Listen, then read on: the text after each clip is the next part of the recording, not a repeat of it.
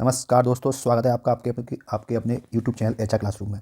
दोस्तों, हम उत्तर प्रदेश विशेष के अंतर्गत एक सीरीज यहाँ पर कंटिन्यू कर रहे हैं, जिसमें प्रीवियस ईयर क्वेश्चन डिस्कस करते हैं हम। और जो प्रश्न आपके UP triple S C, UP PCS या फिर किसी भी आयोग में पूछे गए हैं उत्तर प्रदेश विशेष के अंतर्गत, वो सब यहाँ पर हम डिस्कस करते हैं। हम अभी कर रहे हैं इतिहास सेक्शन, उत्तर प्रदेश का इतिहास। इसके अंतर्गत लास्ट क्लास में हमने 23 प्रश्न डिस्कस कर लिए थे। 23 से आगे हम डिस्कस करेंगे। लेक्चर बनाने में काफ़ी मेहनत लगती है दोस्तों, तो प्लीज़ आप लाइक शेयर सब्सक्राइब जरूर करें, और कोई सुझाव हो तो सुझाव दें, ठीक है। बहुत जल्दी हम इसके 50 प्रश्नों के प्रैक्टिस सेट भी शुरू करने जा रहे हैं। चलिए शुरू करते हैं आज का सेशन। पहला प्रश्न है, 24 प्रश्न है। काकोरी षड्यंत्र केस में प्रधान आरोपी पंडित राम प्रसाद बिस्मिल को उत्तर प्रदेश के किस शहर में फांसी दी गई थी? बहुत इंपॉर्टेंट प्रश्न है, ये कई पेपर में आ चुका है। ARO में आया है अभी। ये वाराणसी में, गोरखपुर में, या फिर कानपुर में, या लखनऊ में। तो काकोरी कांड केस में जो आरोपी थे हमारे क्रांतिकारी, महान क्रांतिकारी पंडित राम प्रसाद बिस्मिल जी को दी गई थी गोरखपुर जेल में फांसी दी गई थी, ठीक है। कब दी गई थी? ये दी गई थी 19 दिसंबर 1927 को, ठीक है, दी गई थी। ये काकोरी कांड पर आरोप सिद्ध कब हुए? ये हुए थे 9 अगस्त 1925 को। ये 9 अगस्त 1925 को ये काकोरी षड्यंत्र की घटना घटी थी। और जो हमारे बिस्मिल साहब थे, बिस्मिल साहब का जन्म हुआ था कहाँ पर? ये भी पूछ सकता है, कहाँ हुआ था ये हुआ था शाहजहाँपुर यूपी में हुआ था। 1957 को हुआ था, ठीक है। अच्छा, उत्तर प्रदेश सरकार ने काकोरी कांड का नाम बदलकर क्या कर दिया है? काकोरी ट्रेन एक्शन कर दिया है। काकोरी ट्रेन एक्शन कर दिया गया है इसका नाम बदलकर। चलिए दोस्तों, अगला प्रश्न है, प्रश्न संख्या 25। उत्तर प्रदेश में स्वाधीनता आंदोलन के समय ही एक अन्य एका बृहद जन आंदोलन प्रारंभ किया, जिसका नेतृत्व किया गया था किसके द्वारा? CB गुप्ता, C राजगोपालाचारी, हजरत मोसानी, या मदारी पासी। तो इसका सही विकल्प हो जाएगा मदारी पासी। ये अवध का एका आंदोलन है ना, जो कहाँ है? हरदोई जिले के उत्तरी अवध पश्चिमी जिलों में। कब हुआ था ये हुआ था 1921 से 1922 के इस समयांतराल में ये हुआ था।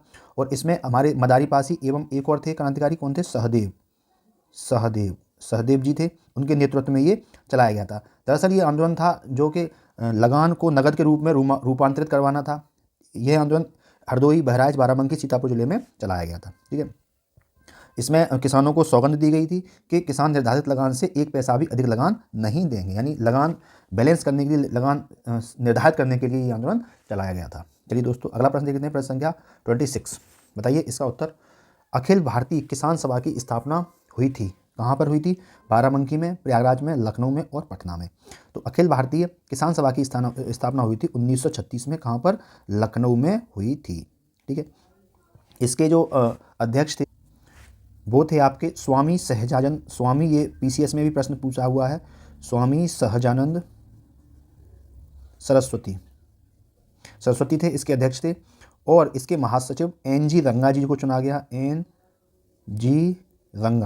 NG रंगा इसके महासचिव चुने गए थे, ठीक है। और इसीलिए 1 सितंबर 1936 को किसान दिवस के रूप में मनाने का निर्णय लिया गया। प्रश्न संख्या है 27। लखनऊ में स्थापित अखिल भारतीय किसान कांग्रेस के महासचिव के रूप में निम्नलिखित में से किसे चुना गया? देखिए वही प्रश्न आ गया है ना। स्वामी सहजानंद सरस्वती, NG रंगा, इंदु लाल याग्निक, राम मनोहर लोहिया। तो स्वामी सहजानंद सरस्वती कौन थे? इसके अध्यक्ष थे अखिल भारतीय किसान कांग्रेस के। और NG रंगा कौन थे आपके? ये थे आपके महासचिव, ठीक है। 1936 में इसकी लखनऊ में स्थापना हुई थी। प्रश्न संख्या 28 है। उत्तर प्रदेश की संस्कृति का एक ऐतिहासिक पूर्वकाल है। इसमें निम्नलिखित में से कौन सम्मिलित है? बुद्ध, बिल्कुल साहब बुद्ध हैं। आपके राम बिल्कुल हैं। नवाब भी हैं। महाराज नहीं है। तो बुद्ध, नवाब, ये आपका विकल्प A सही हो जाएगा, ठीक है। इसमें नवाब, बुद्ध और राम भी शामिल हैं। प्रश्न संख्या है 29। नेक्स्ट प्रश्न है प्रश्न संख्या 29। अवध राज्य का ब्रिटिश राज्य में विलय हुआ था 1856 में, 1855 में, 1854 में, 1853 में। तो अवध राज्य का जो विलय हुआ था वो हुआ था 1856 में। 1856 में हुआ था। किसके शासनकाल में? नवाब वाजिद अली शाह का शासनकाल था। तो अंग्रेजों ने क्या किया कि इनके शासनकाल में अवध पर कुप्रशासन का आरोप लगाया। किसका लगाया? कि यहाँ पर प्रशासन सही से नहीं काम कर रहा है, कुप्रशासन का आरोप लगाया। और 1956 में ब्रिटिश साम्राज्य में मिला लिया गया था, ठीक है। ये डलहौजी के समय पर हुआ था। डलहौजी के समय पर ये हुआ था। नेक्स्ट प्रश्न है प्रश्न संख्या 30। मंगल पांडे सिपाही था। कहाँ के सिपाही थे मंगल पांडे जी? 19वीं नेटिव इन्फेंट्री के, 25वीं नेटिव इन्फेंट्री के, 49वीं नेटिव इन्फेंट्री के या 54वीं नेटिव इन्फेंट्री के। तो मंगल पांडे, इनका जो टाइम था वो था 1827 से 1857। ये 34वीं इन्फेंट्री के सिपाही थे, बंगाल नेटिव इन्फेंट्री के सिपाही थे। लेकिन इसमें कोई भी विकल्प नहीं दे रखा है, तो इसको प्रश्न कोई विकल्प नहीं मैच कर रहा है। ये कहाँ के थे? ये 34वीं बंगाल इन्फेंट्री के सिपाही थे, ठीक है। और 1857 के प्रथम स्वतंत्रता संग्राम के अग्रदूत बने थे। प्रश्न संख्या 31 है, महलवाड़ी प्रणाली कहाँ लागू की गई? बिहार, उत्तर प्रदेश, महाराष्ट्र और मद्रास। तो महलवाड़ी प्रणाली व्यवस्था उत्तर प्रदेश, मध्य प्रांत, पंजाब प्रांत में लागू की गई। तो इसमें सही विकल्प हो जाएगा उत्तर प्रदेश। और यह कुल भूभाग के, भारत के कुल भूभाग के 30% भूभाग पर लागू की गई, ठीक है। महलवाड़ी प्रथा क्या थी? महलवाड़ी प्रथा, महल का मतलब होता था यहाँ पर गांव, है ना। तो प्रत्येक गांव के साथ स्थापित की गई थी राजस्व व्यवस्था, यानी प्रत्येक गांव से ये ली जाएगी, है ना। इसमें गांव को ही महल कहा जाता था। और ये लागू किसने की? इसके जनक कौन थे? इसके जनक थे हाल्ट मैकेंजी, ठीक है। ये रैयतवाड़ी व्यवस्था थी, उसी में कुछ फेरबदल करके इसको बनाया गया था। हाल्ट मैकेंजी इसके जन्मदाता थे। 32 है, महापरिनिर्वाण मंदिर अवस्थित है कुशीनगर में, सारनाथ में, बोधगया में या श्रावस्ती में। तो महापरिनिर्वाण जो नगर है वो स्थित है आपका कहाँ पर? ये स्थित है आपका कुशीनगर में, स्थित है। यहाँ पर कुछ स्तूप भी हैं, ठीक है। जैसे एक ये पेपर में आया है आपका रामाभर स्तूप है यहाँ पर आपका बिड़ला बुद्ध मंदिर भी है यहाँ पर, ये भी पेपर में पूछा है। मंदिर है आपका राम जानकी भी यहाँ पर मंदिर अवस्थित है। चलिए नेक्स्ट प्रश्न देख लेते हैं। प्रश्न संख्या 33, महर्षि वाल्मीकि आश्रम अवस्थित है श्रावस्ती में, बिठूर में, कालपी में, उपरोक्त में से कोई नहीं। तो महर्षि वाल्मीकि मंदिर कहाँ पर स्थित है? कानपुर से दूरी है इसकी, कानपुर से 24 किलोमीटर दूर गंगा के किनारे बसा है, ठीक है। ये स्थित है आपका बिठूर में। कहाँ पर है? बिठूर में। इसे प्राचीन काल में ब्रह्म तीर्थ भी कहा जाता था। क्या कहा जाता? ब्रह्मवर्त भी कहा जाता था। और वाल्मीकि जी वही हैं जिन्होंने रामायण की रचना की थी, है ना। इनका आश्रम भी यहीं पर है, बिठूर में। श्रावस्ती क्यों प्रसिद्ध है? श्रावस्ती यहाँ पर जैन धर्म और बौद्ध धर्म दोनों का ही स्थान है, इसलिए ये प्रसिद्ध है। यहाँ पर जैन धर्म और दोनों के ही आश्रम बने हुए हैं, ठीक है। और कालपी में क्या है? कालपी इसे ये जालौनवी के पास ही है, ये जालौन भी कह देते हैं इसे। यहाँ पर क्या है कि ब्यास और नरसिंह टीले हैं। ये भी उत्तर प्रदेश विशेष में पूछा गया है आपके। यहाँ पर ब्यास व नरसिंह टीले हैं। और यहाँ पर ऐसी मान्यता है यहाँ पर कि ब्यास टीले के स्थान पर ऋषि व्यास का आश्रम था, यहाँ पर ऋषि व्यास का आश्रम था। और नरसिंह टीले के पास राजा हिरण्यकश्यप का महल था, जहाँ पर प्रहलाद की रक्षा के लिए आपके भगवान नरसिंह प्रकट हुए थे। नेक्स्ट है आपके 34, वह प्राचीन स्थल जहाँ 60,000 ऋषि मुनियों की सभा में संपूर्ण महाभारत कथा का वाचन किया गया था। अहित, छत्र, हस्तिनापुर, कापिल या नैमिषारण्य। तो सही विकल्प हो जाएगा इसका नैमिषारण्य। नैमिषारण्य में 60,000 मुनियों की सभा में संपूर्ण महाभारत कथा का वाचन किया गया था। ये नैमिषारण्य है कहाँ पर? ये स्थित है सीतापुर जनपद में ये स्थित है, ठीक है। इसको 88,000 ऋषियों की तपस्थली रही है, इसको 88,000 ऋषियों की तपस्थली भी कहा जाता है। नेक्स्ट प्रश्न है प्रश्न संख्या 35। बताइए दोस्तों इसका आंसर क्या होगा? प्रसिद्ध नैमिषारण्य तीर्थ जनपदों में से किस एक में उपस्थित है? देखिए अभी जनपद का नाम बताया था, इसीलिए कहते हैं हम वैल्यू एडिशन करके चलते हैं। जो प्रश्न आ रहे हैं वो इसी से दाएं बाएं प्रश्न आएगा, ठीक है। कहाँ से लाएगा? उत्तर प्रदेश विशेष में। तो ये स्थित है उज्जैन, मथुरा, सीतापुर, जबलपुर। तो ये स्थित है प्रसिद्ध नैमिषारण्य तीर्थ स्थित है आपके कहाँ पर? सीतापुर में स्थित है, जनपद में स्थित है। प्रश्न संख्या है आपका 36। इसमें उत्तर प्रदेश की ऐतिहासिक इमारत दे रखी हैं और उनके स्थान दे रखे हैं, वो कहाँ पर स्थित हैं। तो अपन लोग डायरेक्ट मिलान करेंगे। 84 गुंबद कहाँ पर है? ये है आपके जालौन में। ये कहाँ पर है? जालौन में। जमा मस्जिद ये आपकी स्थित है मुरादाबाद में। बौद्ध स्तूप ये स्थित है आपका कुशीनगर में। कामदगिरी पर्वत ये स्थित है आपका चित्रकूट में, चित्रकूट में। तो इसका जो बेटा सही विकल्प हो जाएगा वो हो जाएगा आपका 4 3 2 1। आपका चौथा विकल्प बिल्कुल इसमें सही है। नेक्स्ट प्रश्न है 37। इसमें आपका क्या कर, इसमें भी आपका मिलान करना है। स्थान दे रखे हैं और उनके स्तूप दे रखे हैं, वो स्तूप कहाँ पर स्थित है। तो कौशाम्बी में आपका, हम डायरेक्ट में मिलान करेंगे। कौशाम्बी में कौन सा स्तूप है, कौशाम्बी में है घोषित राम स्तूप, यानी पहले का ए, पहले का ए दोनों में से, यानी ये दोनों विकल्प खत्म। दूसरा है कुशीनगर, कुशीनगर में कौन सा है, ये है रामाभर स्तूप, तो दूसरे का भी, यानी इसमें विकल्प ये सी सही हो जाएगा, है ना। और सारनाथ कहाँ पर है, सारनाथ में स्थित है आपका धमेक स्तूप। और श्रावस्ती में कौन सा स्तूप है, ये स्तूप है सहेत महेत स्तूप, ठीक है।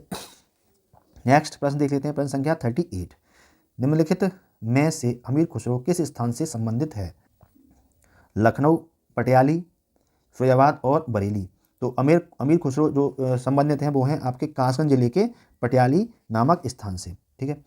अमीर खुसरो का वास्तविक नाम था अबुल हसन यमीनुद्दीन मोहम्मद था। इनका जन्म कहाँ हुआ था, उत्तर प्रदेश के कासगंज जिले के पटियाली नामक स्थान पर हुआ था। एक और इम्पोर्टेंट फैक्ट है इसमें कि अमीर खुसरो को हिंदुस्तानी खड़ी बोली का पहला लोकप्रिय कवि माना जाता है ना। खड़ी बोली के जनक भी बोल देते हैं इन्हें, खड़ी बोली के जनक भी बोल देते हैं। और एक और इम्पोर्टेंट फैक्ट है इसमें क्या, कि इन्हें तूतिए ए हिंद भी कहा जाता था, इन्हें तूतिए ए हिंद भी कहते थे। प्रश्न संख्या 39। कालपी नगर किस नदी के तट पर स्थित है, गंगा, यमुना, नर्मदा या कृष्णा। तो ये जो कालपी नगर है ये उत्तर प्रदेश के जालौन जिले के यमुना नदी के तट पर स्थित है। किसके तट पर है, यमुना नदी के तट पर स्थित है। अच्छा, यमुना नदी किन किन जिलों से होकर बहती है, ये उत्तर प्रदेश के 19 जिलों से होकर बहती है ना। इसमें आपके सहारनपुर, मुजफ्फरनगर, मेरठ, गाजियाबाद, बुलंदशहर, अलीगढ़, मथुरा, इटावा, जालौन, हमीरपुर, बांदा, फतेहपुर, प्रयागराज आदि जिले इसमें शामिल हैं। और अंत में ये प्रयागराज में संगम करती है किसके साथ, यमुना के साथ, यमुना में इसका संगम हो जाता है। प्रश्न संख्या 39 क्यों आपका 40। उत्तर प्रदेश का प्राचीनतम जीवंत नगर है, अयोध्या, कन्नौज, इलाहाबाद या वाराणसी। तो उत्तर प्रदेश का प्राचीनतम जीवंत नगर बोला जाता है, वो बोला जाता है आपके वाराणसी को। ऐसा कहा जाता है कि संसार के सबसे प्राचीन बसे शहरों में से ये एक है। इसे काशी भी कह देते हैं, इसे बनारस भी कहते हैं। यह हिंदुओं के सर्वाधिक पवित्र नगरों में से एक है, ठीक है। नेक्स्ट है प्रश्न संख्या 41। गुप्त काल में टेराकोटा यानी पक्की ईंटों से बना भीतरगांव मंदिर उत्तर प्रदेश के किस जिले में स्थित है, चित्रकूट, कानपुर, गोरखपुर और वाराणसी। तो भीतरगांव उत्तर प्रदेश के कानपुर जिले में स्थित है। कहाँ पर है, कानपुर जिले में स्थित है। ये भी पूछा गया है कि जो ये टेराकोटा पक्की ये भीतरगांव है, ये किस वंश से संबंधित है। तो ये गुप्तकालीन मंदिर के अवशेष उपलब्ध है यहाँ पर। समय कौन सा है इसमें, गुप्तकालीन मंदिरों के अवशेष हैं। और ये गुप्तकालीन वास्तुकला के नमूनों को प्रदर्शित करता है। ईंटों का बनाया यह मंदिर अपनी सुरक्षा तथा उत्तर सांचे से ढली ईंटों के कारण विशेष रूप से प्रसिद्ध है। ये देखिए आपके कांस्टेबल में आया हुआ प्रश्न है। अगला प्रश्न है 42। वाराणसी के विश्वनाथ मंदिर का निर्माण किसके द्वारा किया गया, रानी अहिल्याबाई, हरीशचंद्र, राणोजी सिंधिया, मोरोपंत पिंगल। तो बनारस के वाराणसी के विश्वनाथ मंदिर का निर्माण किया गया था रानी अहिल्याबाई के द्वारा किया गया, ठीक है ना। रानी अहिल्याबाई के द्वारा किया गया। ये रानी अहिल्याबाई कहाँ की रानी थी, ये थी हमारे इंदौर की रानी, इंदौर की रानी थी अहिल्याबाई होलकर। पूरा नाम लिख देते हैं इनका, होलकर। नेक्स्ट प्रश्न है प्रश्न संख्या 43। महर्षि वाल्मीकि का आश्रम ब्रह्मवर्त में स्थित था, जो वर्तमान में उत्तर प्रदेश के, देखिए ये प्रश्न मैं बता चुका हूँ है ना, कहाँ स्थित है, बिठूर, सीतापुर, वाराणसी या इलाहाबाद। तो महर्षि वाल्मीकि का जो आश्रम है जो ब्रह्मवर्त में स्थित है वो उत्तर प्रदेश के बिठूर में है। कहाँ पर है, उत्तर प्रदेश के बिठूर में है। ये कहाँ पर है, ये कानपुर के नज़दीक है। और वाल्मीकि जी वही हैं जिन्होंने रामायण की रचना की थी। और इन्हीं के आश्रम में लवकुश को जन्म दिया था सीता माता ने। प्रश्न संख्या 44। इसका उत्तर बताइए। आगरा की मोती मस्जिद का निर्माण द्वारा कराया गया, अकबर, शाहजहां, औरंगजेब और दारा शिकोह। तो आगरा की मोती मस्जिद का निर्माण कराया गया था किसके द्वारा, शाहजहां के द्वारा। ये आगरा, ये है कहाँ पर, ये आगरा किले के अंदर है। कहाँ पर है ये, आगरा किले के अंदर है, ठीक है। और ये शाहजहाँ ने करवाया था अपने शाही दरबार के लिए, शाही दरबार के लिए इसका निर्माण कराया था। नेक्स्ट प्रश्न है प्रश्न संख्या 45। फर्रुखाबाद में गंगा नदी के किनारे मुगल घाट का निर्माण किसने करवाया? अकबर ने, औरंगजेब ने, शाहजहाँ ने और जहांगीर ने। तो अगर फर्रुखाबाद उत्तर प्रदेश का एक ऐतिहासिक शहर है, ये तो पता ही होगा आपको, है ना। ये गंगा यमुना तहजीब के लिए प्रसिद्ध है। तो यहाँ पर इसकी फर्रुखाबाद की स्थापना हुई थी 1714 में नवाब मोहम्मद खान बंगश के द्वारा की गई थी। ये की गई थी बंगश के द्वारा की गई थी। और जो फर्रुखाबाद का नाम रखा गया है वो मुगल बादशाह फर्रुखशियर के नाम पर रखा गया है ना। और काशी की तरह यहाँ भी गली गली में शिवालय स्थित हैं। तो काशी की यहाँ पर एक पांचाल घाट भी है। ये ऐतिहासिक स्थल है और पक्की ईंटों से बना हुआ स्थल है। तो इसमें ना तो बंगश का नाम है ना, और ना तो इसमें फर्रुखशियर का नाम है। तो इसमें सही विकल्प वैसे फर्रुखशियर होगा, तो इसमें कोई विकल्प इसमें सही नहीं है। अगला प्रश्न देखते हैं दोस्तों, और आज का अंतिम प्रश्न होगा ये 46। नरसिंह की सबसे ऊंची शिलोत्कणीय प्रतिमा कहाँ पाई गई है? चांदपुर, दुधई, देवगढ़ या चंदेरी? तो उत्तर प्रदेश के ललितपुर जिले में आने वाले एक जगह है दुधई। दुधई कहाँ पर है? यूपी के ललितपुर जिले में स्थित है। यहाँ पर नरसिंह भगवान की सबसे ऊंची प्रतिमा प्राप्त हुई है। इस प्रतिमा की जो लंबाई है वो 35 फीट ऊंची है। और यह प्रतिमा का जो मुख है वो शेर की जैसा है और शरीर मनुष्य दिखाया गया है जो हिरण्यकश्यप का वध कर रहे हैं। यहाँ पर अनेक मूर्तियाँ मिली हैं जो गुप्त वंशीय हैं। क्या हैं? गुप्त वंशीय हैं, ठीक है। तो दोस्तों आज हम यहीं तक रखते हैं, है ना। अभी जल्दी ही अगला सेशन भी मिलने वाला है आपको, तो जल्दी से जल्दी हम इतिहास खत्म करेंगे। और आप टेंशन मत लो, कंप्लीट उत्तर प्रदेश बीसीएस यहाँ पर मैं आपको कराने वाला हूँ, है ना। आप पढ़िए, जहाँ से पढ़ना है वहाँ से प्रैक्टिस यहाँ करिए और अपना आकलन कीजिए और देखिए आपको कितना और पढ़ना है। चलिए दोस्तों, मिलते हैं कल किसी और नए इन्फॉर्मेटिव सेशन में। तब तक के लिए जय हिंद, जय भारत। प्लीज़ चैनल की सपोर्ट के लिए लाइक से सब्सक्राइब जरूर करें। कोई सुझाव हो तो कमेंट में सुझाव दो। धन्यवाद।